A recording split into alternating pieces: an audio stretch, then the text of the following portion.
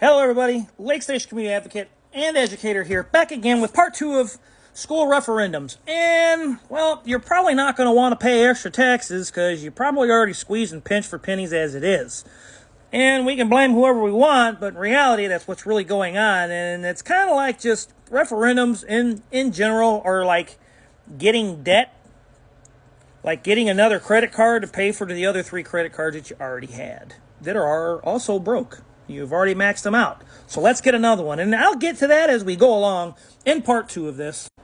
And in part 1, I went over propaganda techniques. And one of the things that they play on is, well, they play on emotions. They play on glitterized words. They play on, they will use kids. Oh, it's for the kids. Oh, do it for the kids. But here I want you to understand that it says we will provide the facts and documents. Now, this is a ploy to say that you really don't know the difference between facts and rumors, so please, we ask you to learn and to know that. They're almost demeaning their own community of saying, please, we don't think you know what you're talking about, so let us help you. We will provide the facts and the documents. Feel free to contact us with any questions.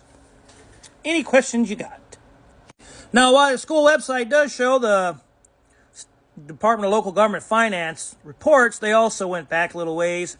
But you can find the actual tax calculator if you go online and you research the Department of Local Government Finance or tax calculator in the state of Indiana.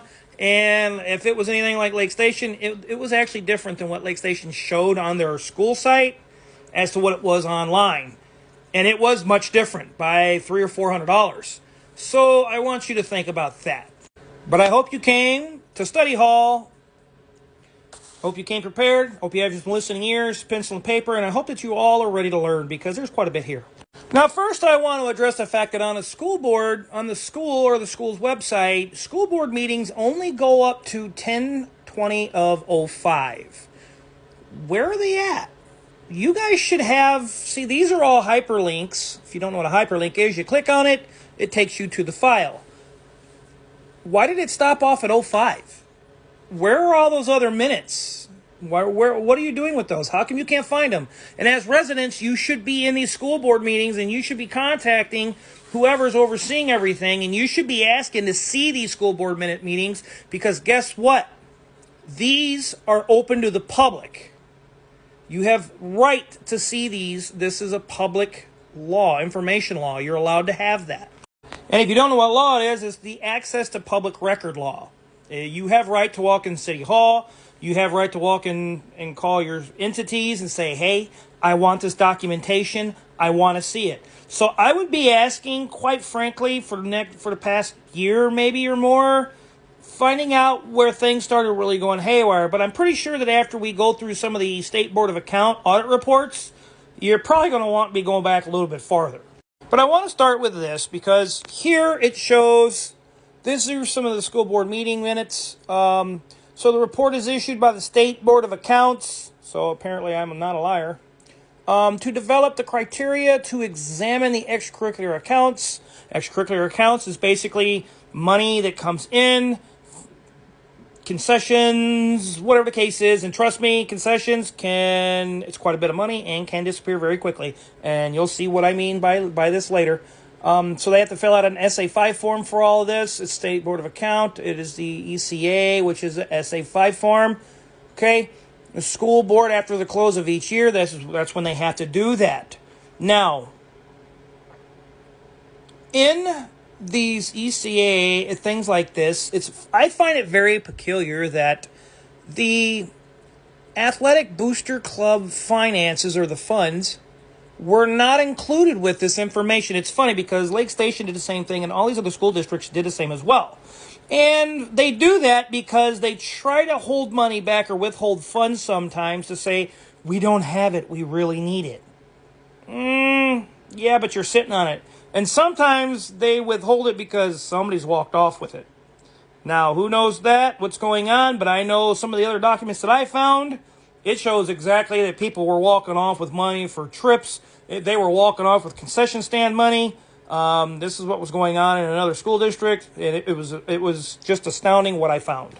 And since we were talking about this, if you look right here, we kind of know where this originated from. And what I mean by that is that right there. See that? That name, not the Department of Local Government Finance, but up there. That came from right here. This was in the school board meeting minutes, and that's where that came from. So we know that it's school-driven, obviously. We know that it's probably politically backed. I would almost guarantee it probably is, because there's probably a PAC behind it. But I want to get into this, and this is where you want to really do some homework. Now, this is coming from an entity around us, and I want you to see what I talked about propaganda and there's things that are going on here. But it says these resources are important to provide for the short-term, long-term benefit, not only for the students but for the community as a whole. And then it says, when your children were in school, other families in the community were supporting education for your child. So first they try to play on, yes, it is an important resource for the short term and the long term. So they're trying to hook you in, not just for debt now, but debt for the next 20 years, 30 years, okay? But they start to use it and they play it on feelings and emotions. And they're using what again? I said that they would use what? Children. And they're going to do it. So when your child was in school, other families in the community were supporting your education for your child. So basically they want to scratch my back, I scratch yours, when in reality, residents need to be paying attention to the fact that you're getting ready to get screwed on some referendum taxes. They're about to get you. And again, they try to use, well, I've seen school board administrators struggle. Tough decisions must be made. School system teachers were laid off, increasing class sizes. There were tremendous cutbacks in the ability to bus students. So now they're fear-mongering everybody, all the cutbacks and all the bad things and all the bad programs. You just might, it's going to be bad. Okay? Needless to say, these decisions negatively impacted both the students and their parents. Hobart School is known to be a leader in education. Now, I want that to ring very true in your mind, because probably in part 3 that I'm getting ready to get into, you're going to find out just how important they really, or how much they really care for the kids. And like I said, do your homework on propaganda, but this is a play on quite a bit of emotions. But the issue here, and I know what district they're talking about, is Lake Station. They were sitting on money. And the state board audit reports showed why they lost the funding. It shows where the funding was being lost, where they were bleeding it out of the boat, and the fact that they didn't fix it. And the state warned them, and they didn't fix it. The state told them, and they didn't fix it. And they told them again, and they didn't fix it. And this happened for years. So when it's really for the kids, you would assume at some point as educators, they would listen.